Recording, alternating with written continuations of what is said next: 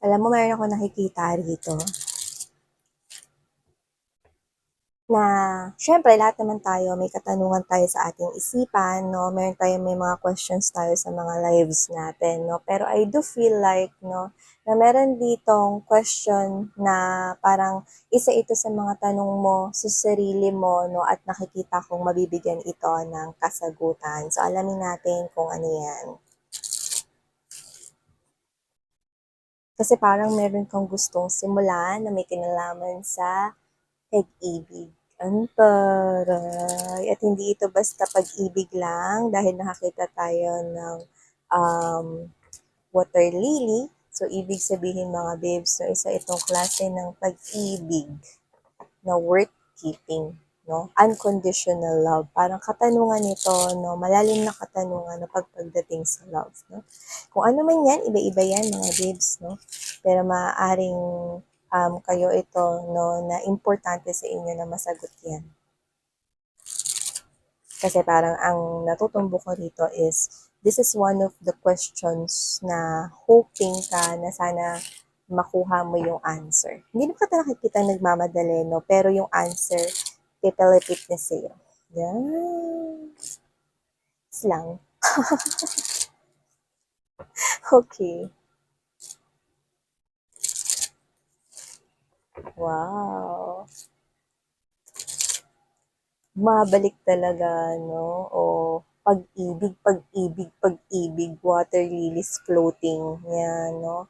Alam mo, kung ano man to, na may katanungan ka sa pag-ibig, I'm seeing you receiving here the answer. And you know what?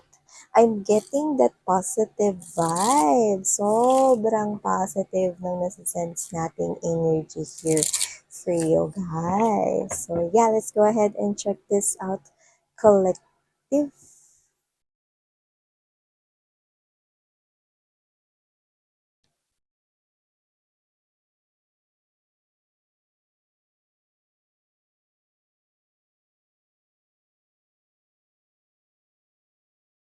Oh, sinasabi ko na nga ba? So, ilatag na muna natin lahat collective. Yeah, look at that. See? Okay. Two of Cups right at the center of this reading collective. Wow. So, wow, you got the sun. As long as your love romantic relationship is concerned, I'm picking up something here really na magpapasaya sa'yo, no? Like magpapalundag sa tuwa, like maaring hindi mo to ini-expect, but wow, you've got all that lovey-dovey energies present here in this reading of yours. Yeah. But, yeah, so wow.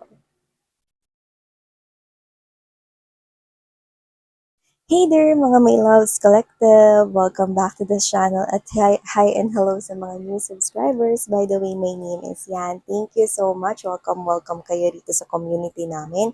At sana magstay kayo here with us. You might want to hit that subscribe button and on that notification bell for you to be able to get updated. Every day naman po tayong merong collective readings, no? And for those individual signs, meron tayo niyan every week. So, yan mga babes, at sa mga returning subscribers, thank you so much kasi nandito na naman kayo, no? Kasama ko, walang kasawa-sawang chumichismis ng mga buhay niyo.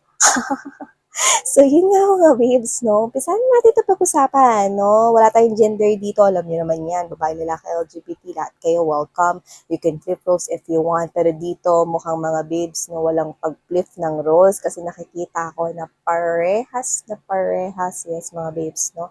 Parehas na parehas kayo rito ng nararamdaman. Ang bongga, no? Kaya kung sino man to, no, na ka-deal ninyo, no, or itong kakunik ninyo rito, no, nakikita ko that with the Eight of Swords in reverse, Ace of Wands, Ace of Swords energy right in there, bongga.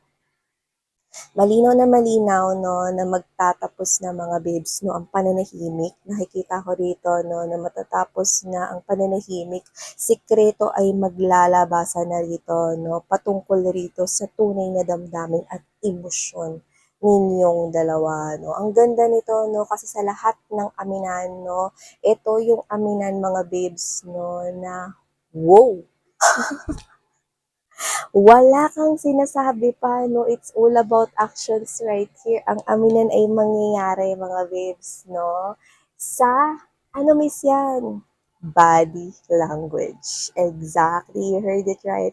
Body language, action mga babes 'no. Hindi ito yung isha-charade niya sa inyo na pahuhulaan sa inyo na may feeling siya for you, pero ito ay maaring maganap sa pamamagitan ng body language kung saan, alam niyo yung pagka mataas yung emosyon, yung parang adrenaline rush, ganyan, no? Like literally, no?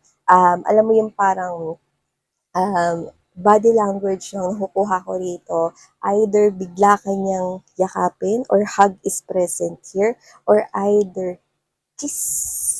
Yan. So, yun ang nakikita ko rito, no? Yung mga body language like holding your hands. Okay? Parang etong klase ng pag-amin na to, no, ay yun na yun. Yan. Yun yung magsisimula. It will start, no, from that aminan, no, na kiss, kundi kiss, hug, kundi hug, hahawakan niyo yung kamay mo. Yan. So, kung ano man yan. So, whatever the case may be, ang aminan ay body language. Ang taray. Alam mo, magugulat ka rito. Like, hindi mo to ine-expect, but you both feel the same way. Yan na yun. Klarong-klaro mga babes, no, sa sikat ng araw dito, no, na ito ay ang oras, no. Alam mo, parehas kayong masaya sa isa't isa. At ang cute, no, kasi meron ditong actually, parehas kayong nagbabalak na mag-aminan na ng feelings and emotions para sa isa't isa, no. Yung iba actually nagbabalak rito na sana aminin, no, bago mag-end yung 2023. But you know, time is not really fixed in the tarot, but I do get that yung iba plano nila, no, na magkaroon ng pag-amin bago mag-end ng 2023. And for others, meron sila ritong plano na ito ay isa katuparan 2024. Yan. I do get that it's second or first quarter of 2024, okay, for others of you. But, I'm picking up, no, na parehas kayo may pagpaplano rito ng pag-amin, no? At ang ganda kasi may nabuo mo na rito may nabuo mo na ritong pundasyon. Ibig sabihin, kung katrabaho mo siya, matagal mo na siyang katrabaho, nagbuo na rin kayo ng friendship. Yan. Kumbaga parang meron na kayong connection nitong person na to. Yan. So, yung iba, napapasok pa lang to sa buhay ninyo, no, itong potential guy or potential woman na to, napapasok pa lang sa buhay ninyo, magbibuild muna kayo niyan ng rapport, no? Magbibuild muna kayo niyan ng solid foundation sa tao na yan. In short, magsisimula kayo sa tamang proseso ng pagkikilanlan, no? Yan, no? Pagkikilanlan pangalan, address, ang nakatara. Yan, no? Magsisimula kayo sa mga small details no, hanggang sa magiging close kayo. Yan, no? Kung hindi pa pumapasok yun. No? Pero yung iba, nakikita ko rito na matagal-tagal na rin kayo no, na meron ditong pagnanasa sa isa't isa. So, yun yung nakikita ko rito. No? So, whatever the case may be, and seeing both of you feeling the same way, at yung iba, no, matagal-tagal na rin na ganito yung nangyayari rito, no? Actually, I'm seeing that you uplift each other, no? And alam mo yung nagpaplano na siyang umamin sa'yo, no? Pero bago siya umamin sa'yo, no? Meron ditong mauuna at yun yung gagawa ng body language na pagpaparating na minamahal mo siya. So, ibig sabihin, either ikaw yun, pero mangyayari yung aminan sa iisang araw lamang. So, ibig sabihin, no, dahil mataas ang emosyon, no, at malaki ang pagmamahal nyo sa isa't isa, no, wala nang salitaan dito, no, yun na yun. You will eventually tell this person how you feel as well para sa kanya, no? Either yakapin mo siya, hagkan mo siya, or halikan mo siya, no? Or ikaw to na bigla mong hawakan yung kamay niya, no? Yun na yun, no? Umpisa na yun ang pag-amin mo ng emosyon. No? Nakikita ko dito mga babes na parehas kayo rito magiging masaya, no? Like to the point na kung magkatrabaho kayo, no? Pwede kayong mag-holding hands na palabas ng building na yan, no? Habang kayo ay naghahaming mga babes, or baka sumayaw-sayaw pa kayo dyan, no? Dahil parehas pala kayo ng nararamdaman. Yung iba, ang tagal ng parehas ninyong nararamdaman yan, no? Kaya lang, pwedeng hindi kayo makapag-desisyon, no, kung kailan ba aamin, paano aamin, mga ganyan. Yeah, we're hearing that song. You know that song? Well, actually, pag naririnig ko yung kanta na yun, no, is naaalala ko yung 50 Shades of Grey.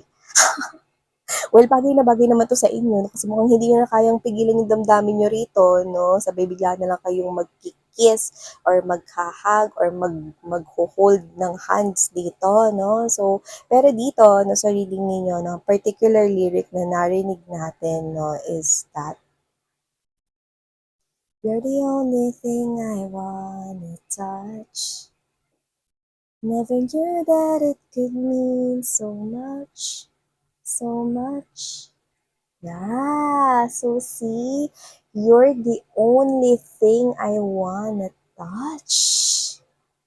Oh! So whatever the case may be, yan, no, hindi ko sinasabing bagay kayo, okay. Lyrics yon, no? Pero yung meaning, yun yung intindihin natin. So, ibig sabihin, ikaw lamang ang ninanais niya, no? At bigla ka na lang na parang naramdaman niya na mahalaga ka para sa kanya. Yan, no? At I don't know, no, maaaring iba sa inyo, maaaring iba kayo rito ng pinanggalingan, no, na lahi. Pwedeng iba yung bansa kung saan siya lumaki. No, doesn't have to be na foreigner to para sa lahat, no, pero meron ditong pagkakaiba, no, sa inyong beliefs or baka sa relihiyon. Pero hindi ko nakikitang hindrance yan, no. Kasi nakikita ko dito, no, na yun nga, nagsimula kayong maging mahalaga para sa isa't isa, no, at kung kailan yun, hindi nyo na maalala.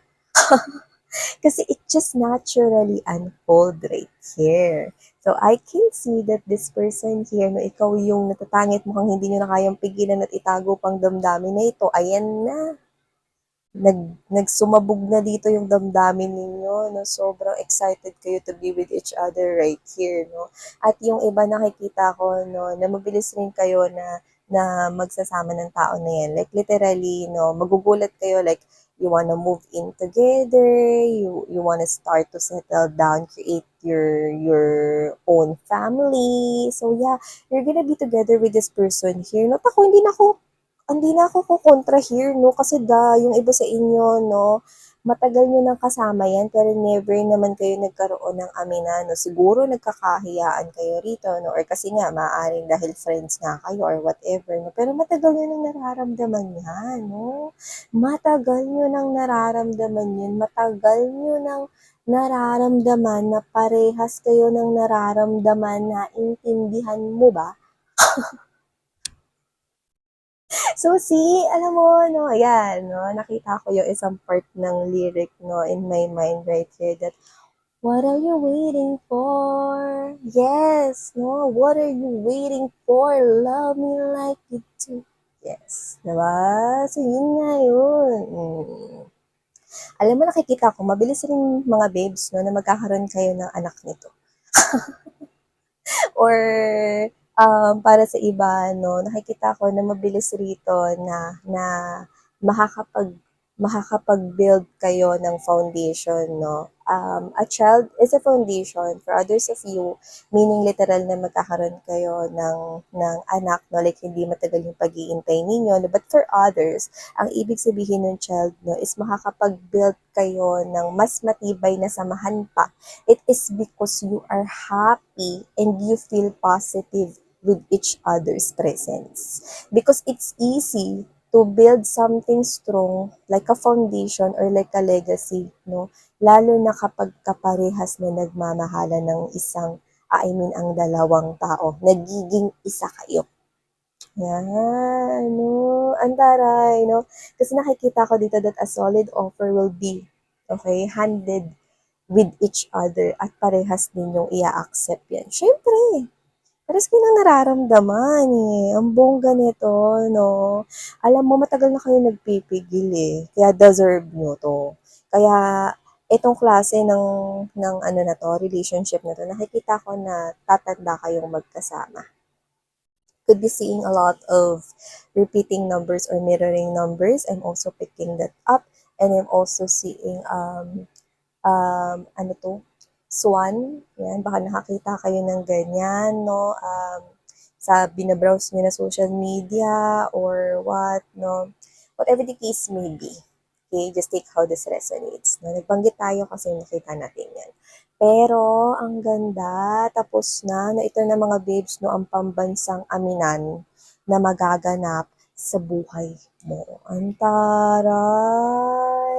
So, i-claim nyo na to, no? Alam mo, 50 Shades of Grey na yan, Nakikita ko rito, no, na hindi na rin kayo makakapagpigil pa, no, sa taas ng passion ninyo sa isa't isa. Well, I do get right here that this is the type of energy na mas lalo pa kayong magiging happy sa mga susunod pa na mga taon ng inyong pagsasama. So, wow!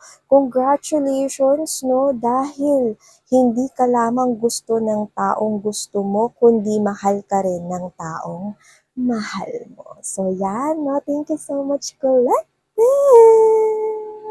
Alam ko na magiging masaya ka dito, like you're gonna jump for joy, like you're gonna take that jump shot, and you're gonna make it pa-frame. So, yeah, thank you so much. Sarang Haya Love and Light and Meow.